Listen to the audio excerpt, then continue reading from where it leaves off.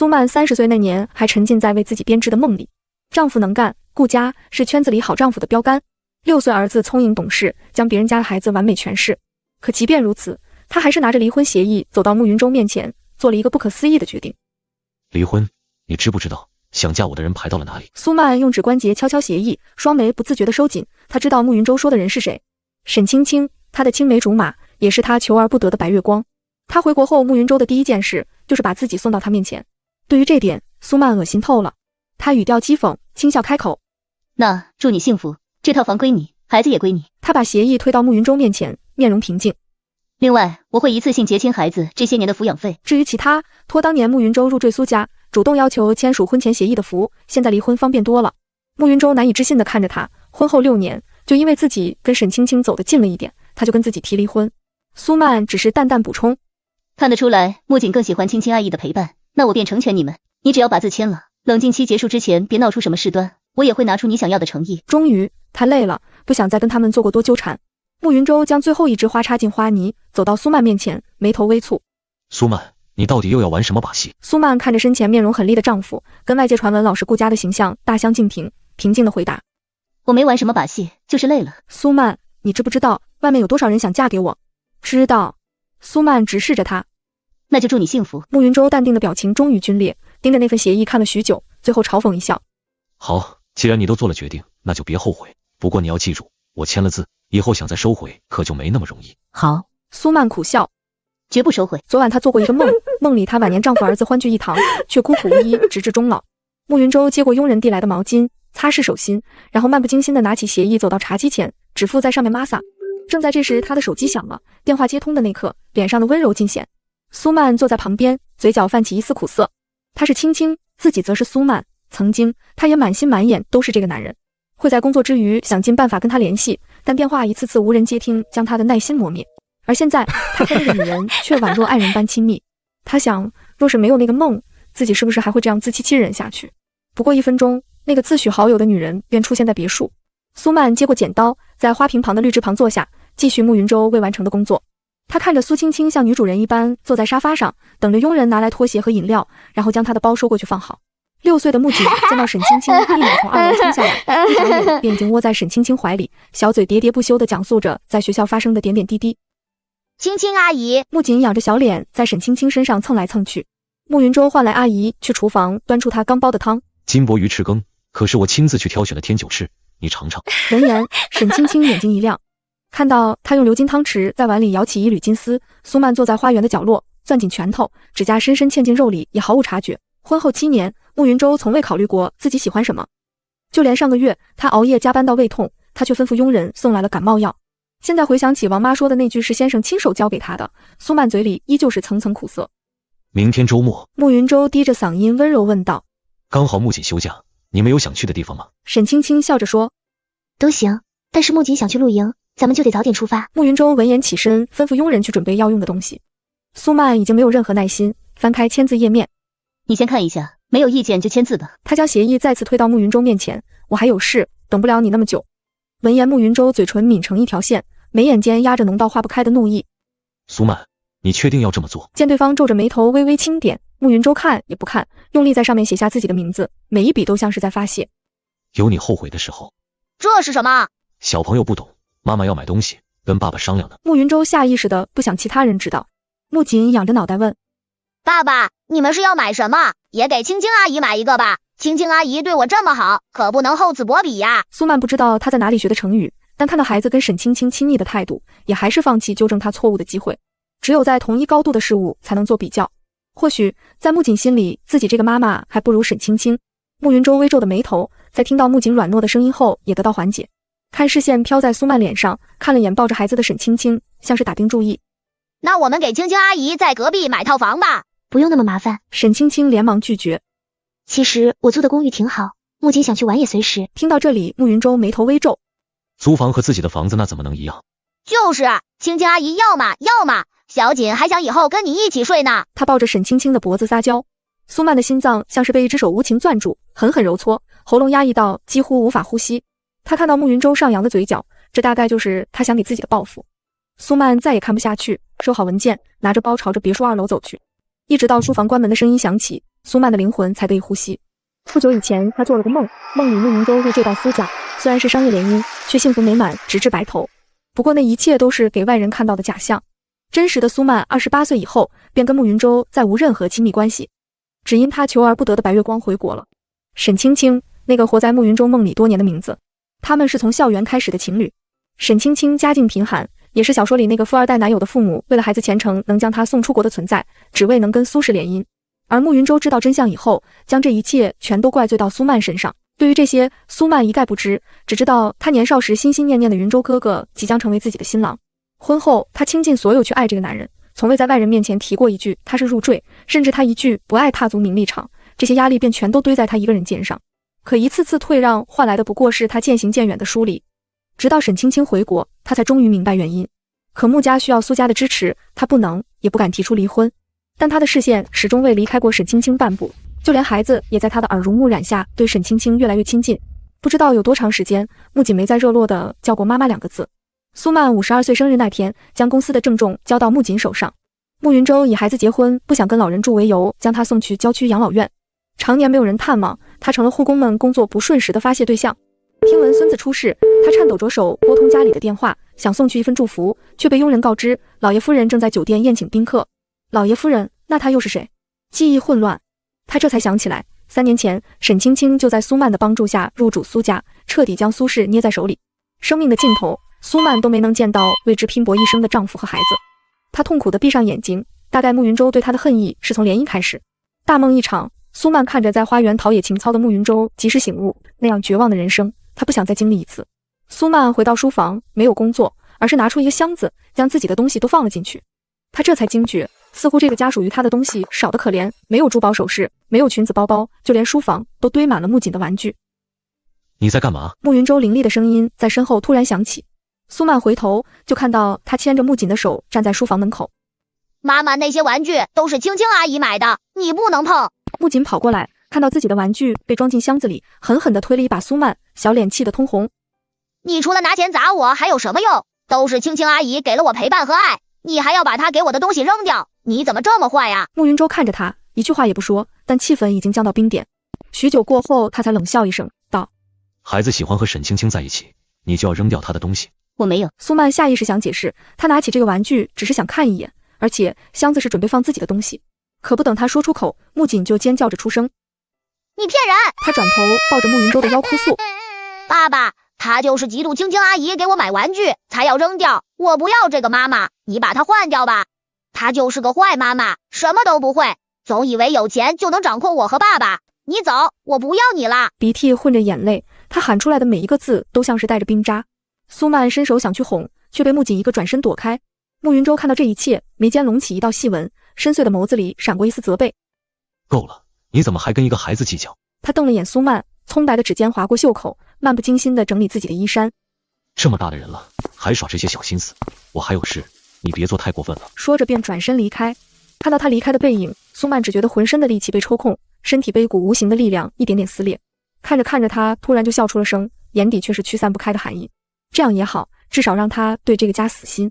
离婚协议的签署，慕云舟并没放在心上，但苏曼却变了个样，再没对那两父子予取予求。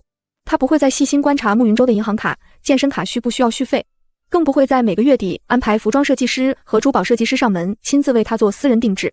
就连他每天必喝的4神汤材料没有了，也没人告知。原本都是被苏曼记在心里的东西，全都被搁置。最初并没有人在意，直到他在高尔夫打球，穆锦的老师打电话询问他这一次换季的校服需不需要单独定制。慕云舟匆忙结账，却发现会员已经到期，然后掂量自己的银行卡能否支持这些高消费。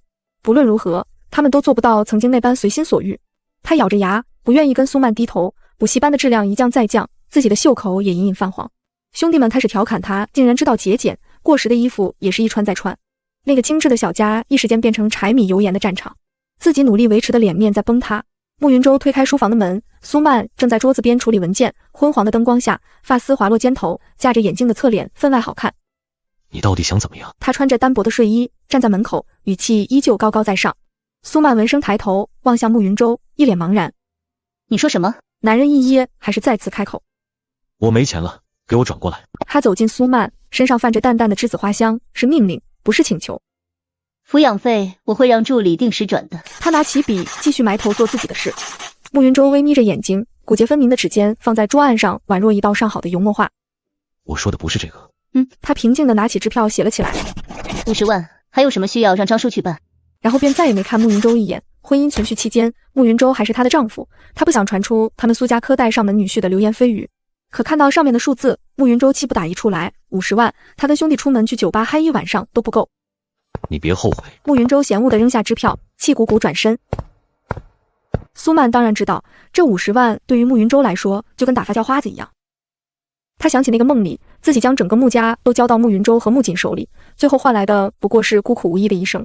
慕云舟的人生只有沈青青一个女人，而穆锦也只有那一个好母亲。苏曼，慕云舟走到门口，突然顿住，声音带着怒意：“闹脾气也要有个度。”苏曼扯扯唇瓣：“我累了。”他揉揉眉心，话音刚落，书房再次闯进一个不速之客。妈妈，你太过分了，只知道对自己好。我和爸爸都多久没新衣服穿了？穆锦尖叫出声。我要青青阿姨过来，她会把我和爸爸照顾得很好。青青阿姨比你好1000倍、10000倍，她才不会不管我和爸爸。慕云舟勾着唇，若有所思的目光落在苏曼脸上，他不在意自己，还能不在意穆锦吗？可惜他的算盘还是打错了。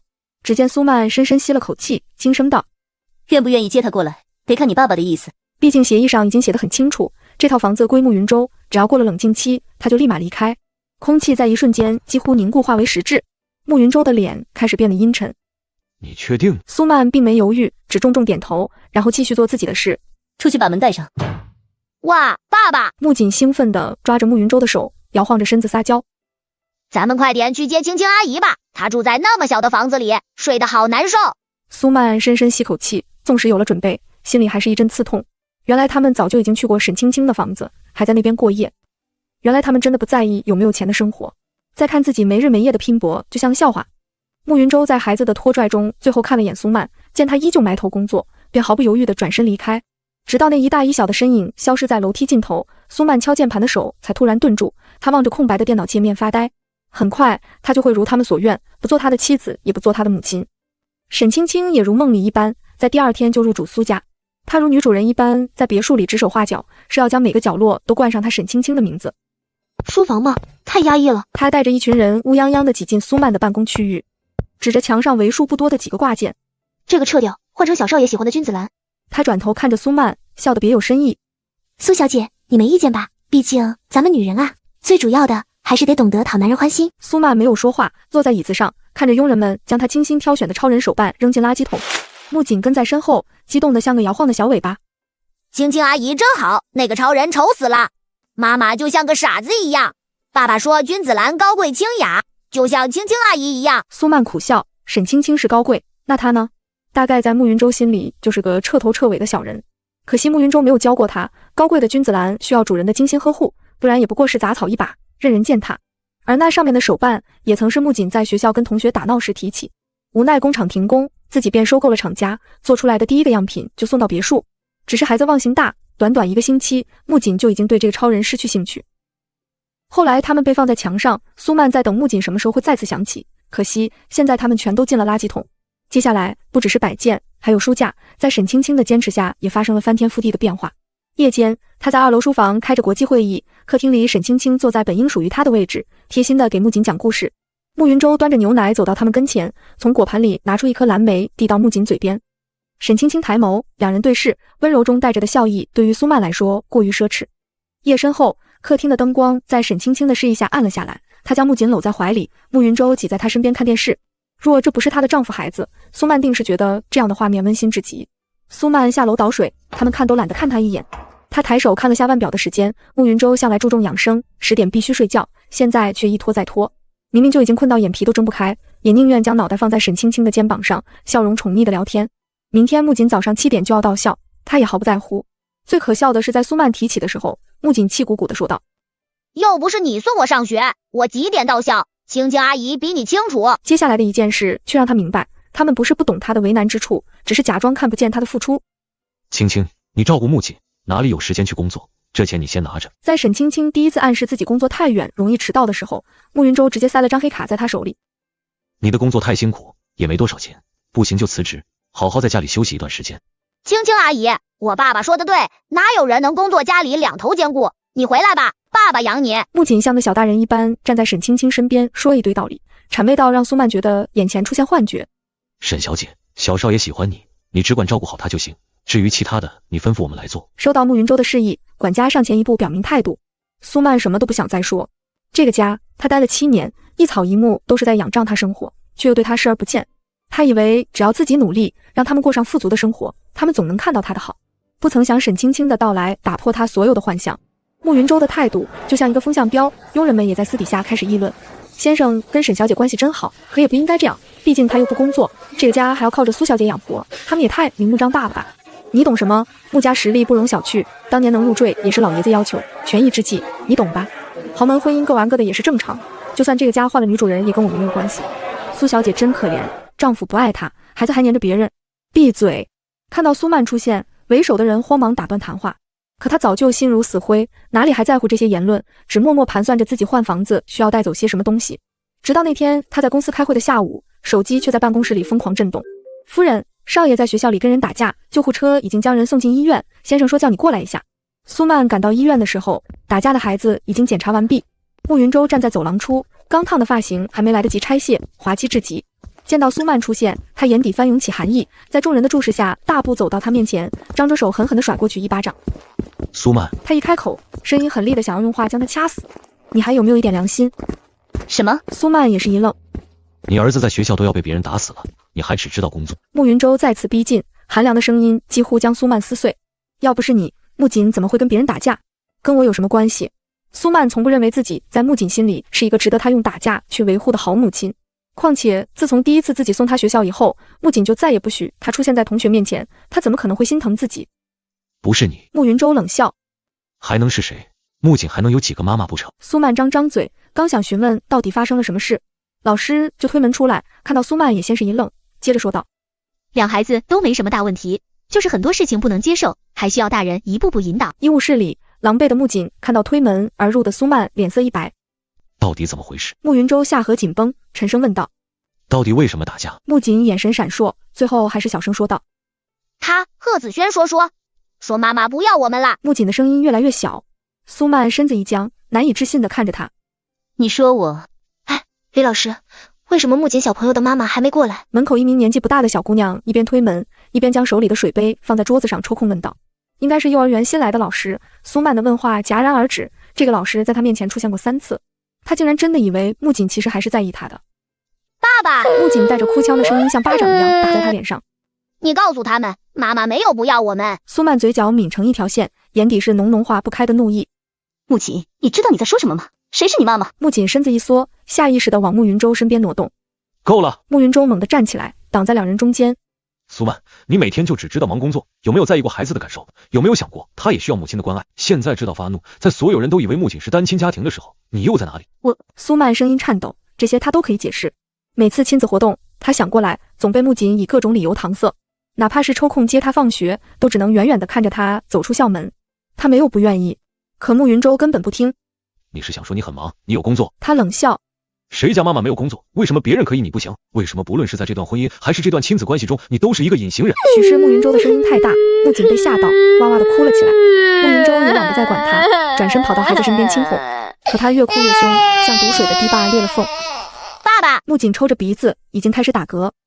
我不要妈妈，坏妈妈，我不要妈妈了。慕云舟心疼地将孩子抱在怀里，一边顺背他的后背，一边小声哄着。这一幕把旁边的小胖子惊呆了，望着老师喃喃道：穆锦真的没有妈妈要。好不容易弄清状况的老师咯噔一下，捂着他的嘴，赶忙将人带出医务室。可说什么都晚了，穆锦的哭声越来越大，他挣扎着爬下床，在苏曼身上撕咬哭闹。你走，你走，我恨你，你走啊！宝贝乖，爸爸帮你。慕云舟心疼地上前，手指轻轻擦去他的眼泪，然后冲身边的保镖使了眼色。交给你们。苏曼心底一片冰凉，他从未见过这样绝情是非不分的慕云舟。还不等他反应，苏曼就被按在地上，脸上狠狠挨了一巴掌。向来高高在上的苏总，在丈夫儿子面前狼狈得像一条狗。看到动静，穆锦终于止住了哭声。慕云舟拿过湿巾在儿子手上擦拭，继续。他说的云淡风轻，雨点般的拳头落在苏曼身上，身边的气牌被哐哐当当掉落了一地，钳子划破他的皮肤，血珠渗出时疼痛呈放射状蔓延，他痛到蜷缩在地上。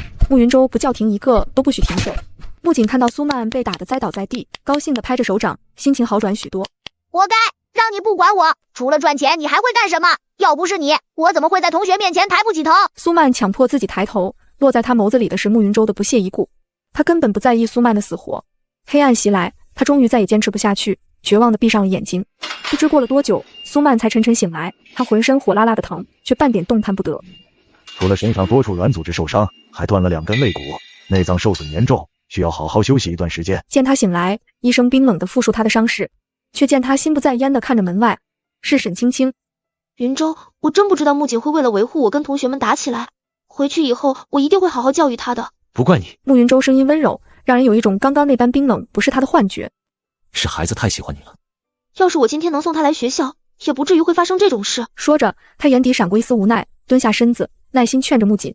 宝贝，你也是，虽然我知道你特别喜欢青青阿姨，可说到底她才是你的妈妈，你怎么可以在同学面前说谎呢？木槿委屈巴巴地扁着嘴，声音还带着哭过以后的沙哑。青青阿姨，对不起，可是我真的想要你当我妈妈啊！我不喜欢妈妈，一点都不喜欢。小锦不想要她。沈青青伸手将她抱在怀里哄，却还止不住她的喋喋不休。每次想找她，不是在飞机上，就是在车上，要不就是公司开会，有工作要忙。她就是个工作机器，从来不会像别的妈妈那样给我做好吃的，带我出去玩，看电视，陪我去游乐场。他们都说我是没有妈妈的孩子。说到这里，情绪上头，木槿又哇哇地哭了起来。我不要她了，青青阿姨当我妈妈好不好？苏曼指关节泛白，死死攥着床单。这就是他放弃安逸生活，想要为之奋斗一生的孩子。他记得木槿刚出生的时候，苏家还只是一个跟穆家齐平的小家族。医生告诉他，孩子先天性心脏残缺，若是救治会有很大的经济压力。穆家有一名心脏科的权威亲戚，他跪在穆家门口求了3天3夜，但穆父却告诉他，不到万不得已不要打扰。就连慕云舟都扬言放弃。苏曼不知道什么叫万不得已，只知道那是他10月怀胎生下的孩子，也知道自己权势还不够。后来他在工作上忙得昏天暗地，依旧咬牙坚持。3年以后，苏氏上市，那位医生亲自上门给木槿做的手术。木槿从小身子不好，为了给他调理，苏曼开了国内顶尖的私人医院，那些业界大佬全都围着他转。而现在，他拼命保护的孩子，却一步步将他推进无尽深渊。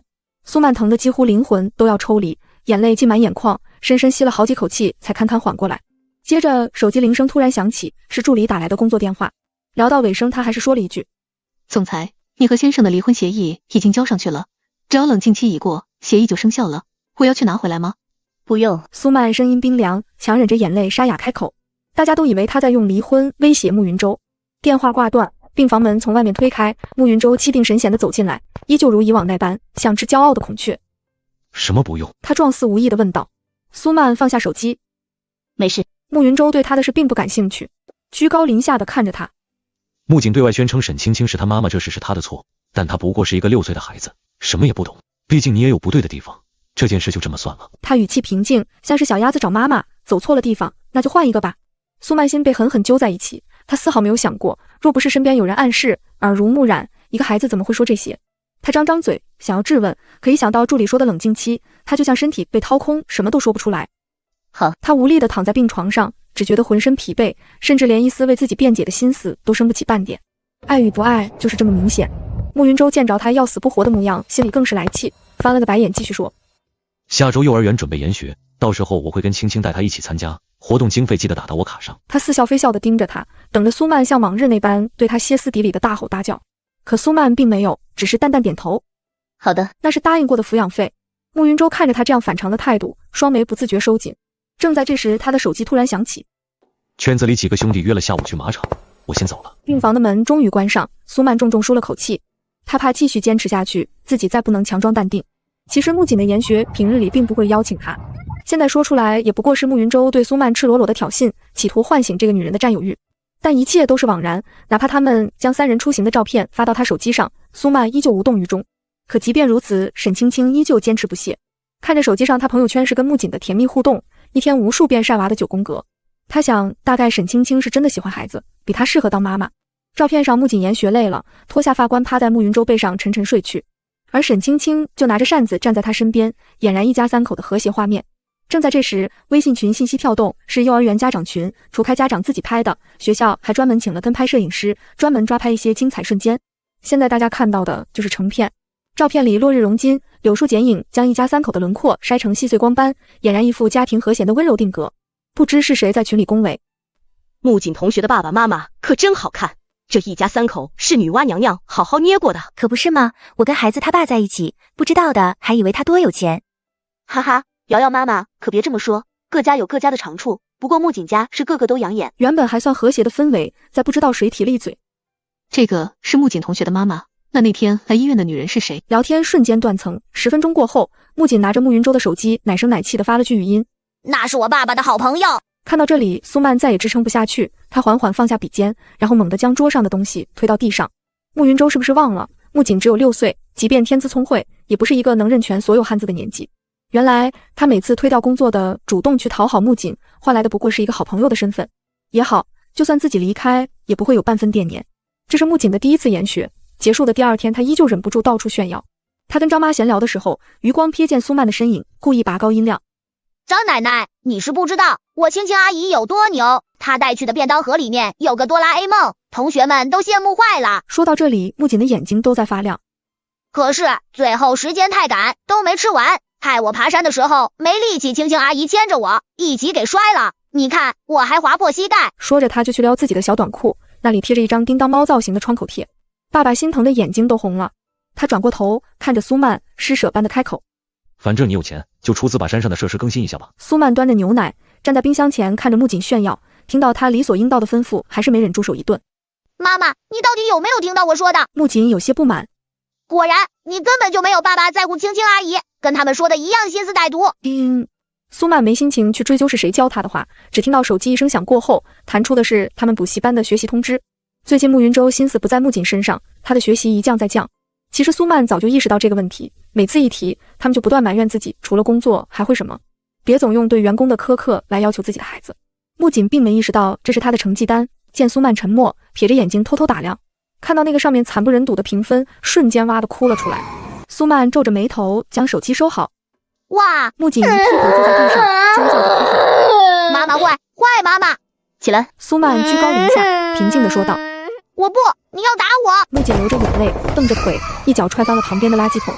你是不是终于找到理由打我了？就因为上次的事情生气，我不要你了，我不要你当我妈妈！木槿边哭边闹，因为喘气不及，开始抖嗝。苏曼放下杯子，看了眼腕表，时间有些来不及了。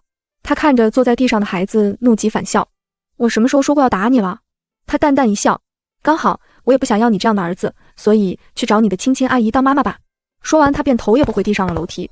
听到这话，木槿的哭喊声更是歇斯底里。可苏曼根本就不在乎。就在他以为木槿会去找他爸爸的时候，只觉得后脑勺一阵刺痛，啪的一声，瓷器掉落在地上，4分5裂，落在地上的玫瑰花如他头上的鲜血那般艳丽。去死吧！我不要你了！恨意上头，但木槿意识到自己做了什么的时候，苏曼的理智已经被痛意侵蚀。见他并没有马上死掉，木槿收敛起脸上的惊慌失措，恶狠狠地警告苏曼，不许再有下次。苏曼扶着栏杆，艰难地站起来，鲜血顺着他的额头滴落在地板上。他看着面前的儿子，跟梦里那个取他性命的恶魔重叠。明明家里都有佣人，苏曼却是在楼梯口被冻醒的。他扶着头上干枯的血迹，一边庆幸自己命大，一边拉扯扶手，颤抖着身子往楼上走。2楼卧室，木槿还在抱着慕云舟，哭诉苏曼刚才的罪行。沈青青上半身紧紧贴着慕云舟坐在床上，见到苏曼上楼，几人皆是一愣。爸爸！木槿瑟缩一下，立马冲进慕云舟的怀里，哭喊着：妈妈想要杀我，她还说不要我了。慕云舟视线飘到他额头上的鲜血，又看了眼木槿身上还未退散的红痕，眉头隆起一道细纹。苏曼，他还只是一个孩子而已，若是做错什么你不愿意教，可以告诉我，反正这么多年我都已经习惯了，没必要一次又一次的吓唬他。他摇摇头，声音冰冷：一个母亲做到你这样，真的失责。苏曼没有理会，撑着墙壁一步一步往自己房间走。因为动作，刚刚结痂的伤口被撕裂，鲜血再次流下来。失责。临近门口，他突然顿住，站在原地，沉声似呢喃似质问：到底要怎样才算负责？谁家男人像个废物一样待在家里被老婆养？在你心里，我不就是个赚钱的工具？现在又觉得我不负责，想要我辛苦养家，又想我费心带娃，谁给你脸了？遮羞布被扯开，慕云舟瞳孔瞬间睁大。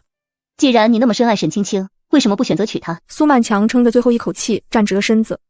如果当初你没好吃懒做，贪图富贵，撑起整个穆家，或许她就可以当木槿的妈妈。不过现在我后悔了，这个家我让给你们。像是一种宣誓，空间瞬间几乎凝为实质。慕云舟脸色铁青，死死盯着苏曼，他到底知不知道自己在说什么？苏曼，你别忘了，是你当初去求的我吧？他声音冰冷。联姻对象而已，何止是你？现在你又妄想我给你感情，做人可不能太贪心。他双手抱胸，冷笑道。可惜你还不配。不过一句话，卸去了苏曼浑身戾气。是啊，他真的够蠢，联姻而已，他怎么就开始奢望感情？总以为自己多年暗恋成了正果，却忘了这本就是一场利益交换。现在谈感情，太过矫情。他点点头，是的，他早该想起来的。好了，云州，孩子还在这里呢。沈青青拉着慕云舟的手，眼神落在穆锦身上，心疼不已。慕云舟深深看了眼苏曼，将孩子护在怀里，咚的一声把门关上。苏曼就那样定定地站在门外，门板反弹打在他脸上，也没有反应。他真的知道错了，网上说那些嫁一个自己喜欢的人都是狗屁，这辈子他一定要好好爱自己。即便如此，苏曼也并没有因为慕云舟为难穆家的人，两家的合作照常进行，只是他怎么都没想到慕云舟会这样明目张胆地将沈青青带到苏穆两家的峰会答谢宴上。宴会上，水晶吊灯将苍穹顶切割成万千棱镜，折射的碎光在香槟杯沿跳跃，如同和液态的星辰坠入人间。慕云舟作为穆家大少爷，苏氏的男主人，理所应当地成为这场宴会的焦点。苏曼站在2楼，看着穆锦牵着沈青青的手，如同女主人一般在众多商业精英中穿梭。每每有人疑惑，慕云舟总会端着酒杯适时出现，他看他时眼底是藏不住的温柔和宠溺。至于是什么样的关系，一切尽在不言中。穆大少爷结婚多年，还对那个白月光念念不忘，真是深情。就连那个小家伙，从没见过他对你那么亲热。闺蜜端着酒杯走到苏曼身边，看着好友这般忍不住打抱不平。听到楼梯口的议论，瞬间变了脸。大学时期他就跟这个沈青青不清不楚，听说家里穷酸，但也是真爱，不知道后来怎么就有钱出了国。这事儿我也知道，他们的这段感情惹得不少同学做了能嫁入豪门的梦。一个穿着鹅黄色抹胸晚礼服的美妇人压低音量，也不看看自己是什么东西，也就是沈青青运气好。原来如此。旁边的人恍然大悟，我就说那年追我的人变多了，可白月光又能怎么样？也就是苏曼傻愿意养着他们。蠢货。有人轻蔑地看了苏曼一眼，有钱长得又不差，还心甘情愿当冤大头，不知道外面有多少人想娶她。我看他恋爱脑上头，这辈子就栽在那个废物身上喽。苏曼静静听着，没忍住发出一丝冷笑。是啊，她苏曼想要什么样的男人没有，却恋爱脑上头，守了慕云舟这么多年。她深吸一口气，将杯子里的酒一饮而尽，转身走出了会场。像是老天也感受到她的失落，外面雨下得很大，几乎淹没脚踝。不知不觉间，她走到了梧桐里的小巷。科学教室里的工具早就破败不堪，但那是她跟慕云舟初识的地方。10岁的苏曼跟12岁的慕云舟是课外辅导班的同学。那年两人一起帮实验室里的小老鼠换饲料，却不料铁皮柜突然倒塌。12岁的慕云舟不知道哪来的勇气，拼尽全身力气将它扑倒，柜子砸在桌子上，形成一个稳固的三角形。苏曼缓过神来，就记得慕云舟睫毛上沾着细小的灰尘，还冲着他咧嘴傻笑。妹妹，你痛不痛？月光摇曳，跟当时横梁上的光斑重叠。他指尖放在斑驳的窗台上，眼泪突然落了下来，颤抖着嘴唇，好久回答了当年的那个问题。痛。苏曼不知道在这里待了多久，雨水蔓延至膝盖，他的电话突然响起，是慕云舟。你在哪儿？苏曼看了眼天空，夜色正深，他不想回答，直到有什么事？冷静期马上就要结束，我不想你在这个时候死掉，赶紧滚回来。慕云舟用很厉的声音说着关心的话，天知道他刚才心里的不安被放大了多少倍，最终敌不过纠结，还是给苏曼打来电话。屋檐下的苏曼有一瞬间欣喜，张着嘴刚想报出梧桐里的地址，电话那头就传出一阵惊呼：沈小姐晕倒了。好吧，大概慕云舟没有控管自己了。苏曼的脸再次被失落填满。就在他转身准备离开的时候，只听到轰隆一声，面前的承重墙突然坍塌，一根钢筋直直穿过苏曼的大腿，鲜血如喷泉汩汩而出。这一幕惊呆了众人。老旧房屋拆除不及时，加上连夜大雨引起的房屋塌陷，本就是自然现象，只是我们也没想到里面还有人。物业匆匆赶来，一边解释一边紧急拨打急救电话。温热的液体顺着他的大腿流下，苏曼再也坚持不住，重重地晕了过去。他不知道自己什么时候来的医院，醒来的时候周围是刺目的白色。正在这时，病房外一个护士匆匆跑过。不好，主任，4号房的病人贫血严重。外面响起一道焦急的男声。怎么会这样？这是慕云舟。还愣着干什么？赶紧通知血库准备输血啊！护士面露难色，盯着主任的声音都开始发颤。B 型血库存不足，从其他地方调大概要1个小时左右。听到这，慕云舟的脸瞬间苍白，而后又像是想到，疼得站起身，毫不犹豫地开口。给苏曼打电话，她就是 B 型血。身旁的人看了眼慕云舟，有些犹豫。苏小姐在哪里还不知道？赶过来的时间不一定比调血时间短。慕云舟眼眶通红，猛地一拳砸在对方身上，呼吸几乎要喷出火星。让他过来，总比在这里干等着强。正在这时，护士在旁边啧舌。梧桐里倒是送来一个叫苏曼的病人，不过他刚抢救完，正在昏迷当中。慕云舟哪顾得了那么多，顺着护士的指尖直接冲进病房，看到苏曼躺在病床上，虚弱的模样，几乎疯了。就是他，抽他的血，快！护士脸色瞬间惨白，他本意是想告诉穆先生苏小姐现在不适合输血，虽然知道慕云舟是这家医院的总负责人，但护士还是劝他。苏小姐刚从房屋坍塌中抢救过来，失血过多，现在不适合输血。况且调血的车已经在往这边赶了。等小护士还没说完，脸就挨了重重一巴掌。说完，他便立马转头，冲着主治医生喊道：“青青还在等着抢救，你们不想干就给我滚！”可抽苏小姐的血，她会死的。护士捂着被打偏的脸，坚持说完最后一句话，就被同事捂住了嘴巴。慕云舟根本就不在乎。苏曼现在不是好好的吗？青青可是在里面等着抢救，更何况当年若不是因为他，青青怎么会被送去国外，过那种生不如死的生活，导致现在身体这么虚弱？苏曼只觉得脑子嗡嗡的响，耳边的人在说什么，自己一点都听不清楚。眼泪顺着脸颊滑落，当年他并没想过要抢沈青青什么，也是穆家遭受重创，穆父找到他们家，主动提出联姻，以此换得苏家注资。他死死攥着手心，迫使自己清醒。只听到慕云舟声寒如冰，发出不容置疑的声音：“抽苏曼的血，出了什么事我担着。”穆锦也在旁边哭喊着，撕扯主任的衣服：“救青青阿姨，快点救青青阿姨！”直至针管插进苏曼的皮肤，血液倒流，慕云舟才放心地牵着孩子离开。苏曼在医院里昏迷了3天。第3天一早，慕云舟就站在病房前，他抱着一束向日葵，一身白色运动衫，额间的碎发在风中摇摆。原来18岁的慕云舟也这么好看。青青身体一直不好，我不能让她再出事。回去的路上，他沉默许久，还是开口解释。苏曼看着那朵向日葵微微愣神，然后露出一抹苦笑。18岁的慕云舟不会这么残忍。苏家家境优渥，你从小娇生惯养，就算有什么，对你未来的影响也不大，更何况我还在你身边。苏曼不知道慕云舟用什么样的心态说出这句话，但他是第一次直视他做的决定。他从未在意过他，似乎他能待在苏曼身边就是莫大的恩惠。到家的时候，佣人过来告诉他8针粥好了，他转身进了厨房，亲自端去楼上，看也没看苏曼一眼。在脚踏上楼梯的时候，苏曼淡淡的叫了一句：“慕云舟。”慕云舟回头，眉头轻拧，没有说话。所以你觉得这一切都是我的错，对吗？在他表情愈发不耐烦的时候，苏曼终于问出这些年来的疑问。可慕云舟的眉头却皱得更紧，回头将托盘塞到他手里。别问这种毫无意义的问题，这段关系中我们2家合作共赢。穆家届时，你也通过联姻站稳了脚跟，只要你安分守己，这段关系我们依旧可以维持下去。苏曼闻言突然就笑了。他苏曼商界新秀，用苏家次女的身份杀出重围，将曾经看不起他的人都一个个踩在脚底，永不翻身。现在谁听到他的名字不给3分薄面？若不是爱，自己会对他这般容忍？安分守己，说的不应该是他吗？这个男人完全没弄清楚穆家现在在京都是什么地位。他再也不想忍了。他刚想发怒，穆锦软糯糯的声音在楼上响起：“爸爸，你快点儿，青青阿姨都饿坏了。”旁边沈青青温柔地阻住：“没关系，阿姨不饿，妈妈跟爸爸有事说。”这2道声音卸下慕云舟所有的怒火，温柔地告诉他们自己来了。说完这句，他看向苏曼的脸依旧冷漠：“锅里还剩一点，叫王妈给你盛吧。”然后抢过粥，转身离开。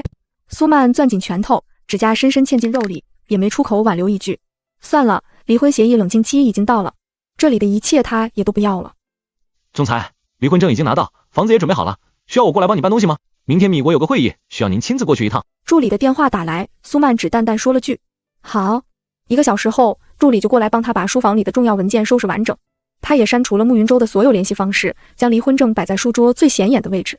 飞机上，苏曼闭上眼，静静享受着难得的无压力时刻。终于，他打碎了那个梦境。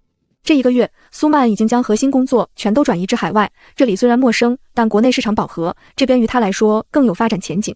他的新公司坐落于一条不太繁华的街道，旁边是一家小小的甜品店。苏曼最喜欢的便是闲暇之余坐在椅子上看小店人来人往。你好，苏曼听到声音，下意识回头，却看到一个穿着背带裙的小姑娘带着块小蛋糕，怯生生站在办公室门口，直直地望着他。阿姨，你想吃吗？他踮着脚尖，将小蛋糕放到苏曼的桌子上。爸爸刚做的，可甜啦。孩子走近，苏曼这才看清小女孩脸蛋肉乎乎，是难得一见的华夏宝宝，黝黑的长发扎了个丸子头，笑起来微眯着眼睛，好看极了。苏曼伸手，孩子讨巧地走到他面前，像小猫咪一样在他手心蹭了又蹭。原来小姑娘看到他天天望着自己家的蛋糕店，以为他没钱买，便主动把自己的小蛋糕分给他享用。苏曼牵着孩子软糯糯的小手，将他送回蛋糕店。欢迎光临，听到门口的风铃声响起，老板下意识打招呼，却在看在自己孩子被一个陌生女人牵着的时候，明显一愣，足足半秒过后才反应过来。苏曼指指身边的孩子，他请我吃蛋糕。男人招呼孩子过去。抱歉，打扰了。丫丫，还不快谢谢阿姨。小姑娘一扫刚才的怯弱，扬起小脸，露出可爱的小虎牙。谢谢阿姨，阿姨真好看。听到这里，苏曼脸上的冰冷瞬间土崩瓦解，噗呲一笑。她蹲下身子，与丫丫视线齐平。丫丫这么小就知道好看了啊！丫丫眨巴着大眼睛，突然伸出手捧着苏曼的脸颊啃了一口。当然知道，丫丫长大以后要跟阿姨这样的女孩子结婚。空气瞬间凝固，男人赶忙抱回孩子。抱歉，丫丫的妈妈在她很小的时候就去世了。关于结婚，大概是在学校听同学们说的。他低头认真教育丫丫，女孩子跟女孩子是不能结婚的。苏曼倒是不在意，她从没见过木槿在自己面前这般天真无邪的样子。在他们心中，大概沈青青才是称职的母亲。想到这，他神情落寞，周身的气压低了好几个度。没关系，他伸手揉揉丫丫的头发，转头便看到她的小书桌上放着幼儿启蒙的编程书。丫丫喜欢编程，阿姨会哦，需要帮助吗？丫丫眼睛一亮，重重点头。接下来的时间，苏曼便拿着书坐在蛋糕店门口的椅子上，跟丫丫讨论了起来。这一谈就是2个小时过去。这段时间，两人的关系越来越近，期间小姑娘甚至将自己珍藏起来的点心拿出来跟苏曼分享。叶慈站在柜台前，看着外面的一切，眉眼温柔。秘书打来电话，苏曼还有点意犹未尽。临走时，苏曼去结账，老板却轻声拒绝。孩子好久没这么开心过了。他看了眼伏在桌子上的丫丫，他妈妈是位很优秀 AI 研究员，可惜却身体不好，早早离开了我们。弥留之久，他最喜欢的就是跟妈妈一起坐在病床前看书。像是想到了什么，男人的眼眶红得几乎要滴出血来。苏曼递去纸巾，打断他的回忆。我也好久没这么开心了，他就像我自己的孩子。说话声戛然而止，不对，木槿从未如这般跟自己亲密。但叶慈还是点点头，并没有多问。我看你离得很近，若是有空，可以常来。临走时，叶慈发出邀请，丫丫也跟在身后拽着他的衣角。阿姨，丫丫可以去找你玩吗？苏曼蹲下身子，目光与丫丫平行，她捏了捏那肉乎乎的小脸，笑道：当然可以了，你都送了我蛋糕，咱们也算是好朋友了。叶慈牵过丫丫的手，放苏曼离开。看到女人消失的背影，丫丫还在欢呼。苏曼回到办公室，透过玻璃看着两人忙碌的背影，心里燃起一股久违的暖意。在那之后，苏曼变成了蛋糕店的常客，只要有空就会到隔壁去坐一坐，亦或是丫丫端着爸爸亲手制作的蛋糕来找他。每每这时，公司里的小姑娘们就会拿出各种零食或绘本宴请这位来客。天气晴好，叶慈突然提出想吃火锅，要尝尝吗？以人手艺尚可。他举着刚收到的快递，是国内邮寄的，前段时间就听他念叨着说想家了。